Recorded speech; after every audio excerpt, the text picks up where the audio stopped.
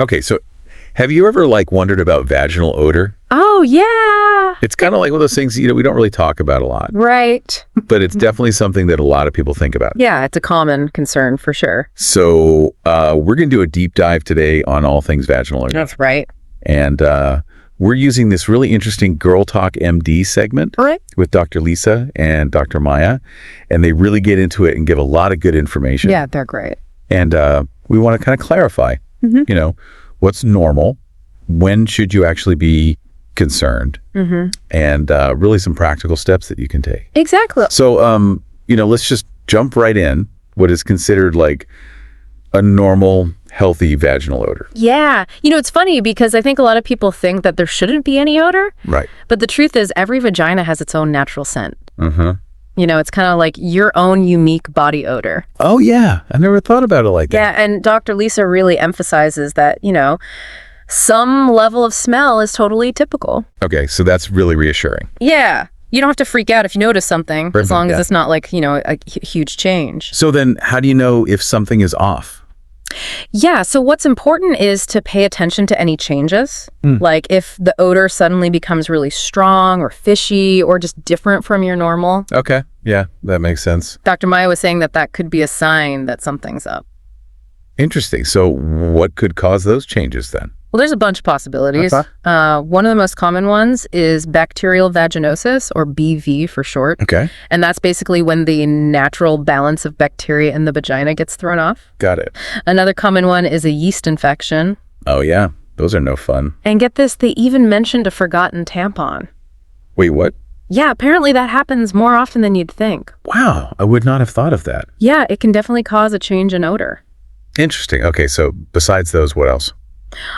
Sometimes it could just be poor hygiene.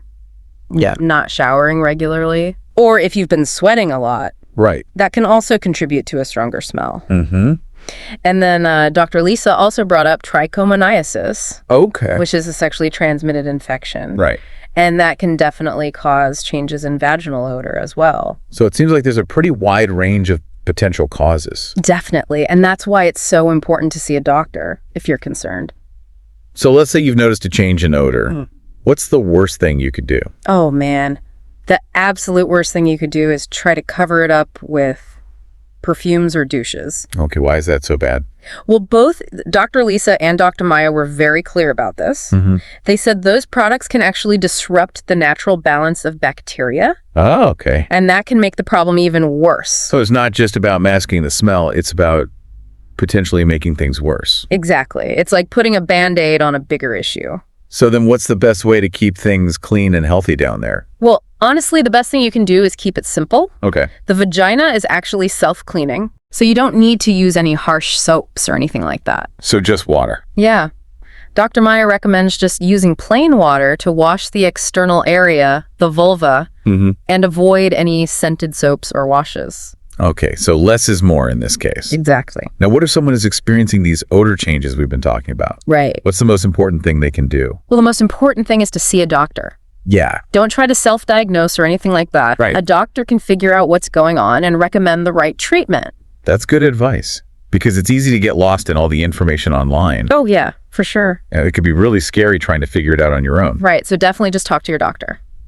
Now, are there things you can do on a daily basis to support good vaginal health? Absolutely. There are a few key things you can do. Okay, tell me more. So first of all, wearing cotton underwear is really important. Okay, why is that? Well, it allows your skin to breathe, Right. and that helps to prevent moisture buildup. And then obviously changing your pads or tampons regularly during your period. Of course. And then staying hydrated by drinking enough water is also really helpful. Yeah, staying hydrated is good for everything. Exactly. And then eating a healthy diet can also play a role. So just overall taking care of your body. And then last but not least, practicing safe sex is super important. Yeah, that's a good one. It can help to prevent a lot of infections. Definitely. So if we had to sum up everything we've learned today about vaginal odor, Yeah. what would be the main takeaway? I think the biggest thing to remember is that a vagina is not supposed to smell like a bouquet of flowers. Right. It's natural for it to have some kind of scent, and trying to eliminate that scent completely can actually be harmful. Interesting. So it's really about finding a balance, not about chasing some artificial idea of freshness. That's such an important point, and it really changes the whole conversation. Yeah, it takes the pressure off. Totally.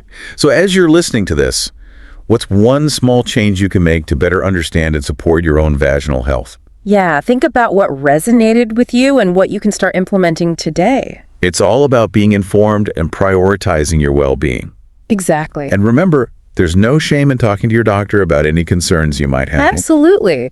You deserve to feel confident and comfortable in your own body. That's so true. Thanks for joining us for this deep dive. Yeah, thanks for having me. And we'll see you next time. See ya.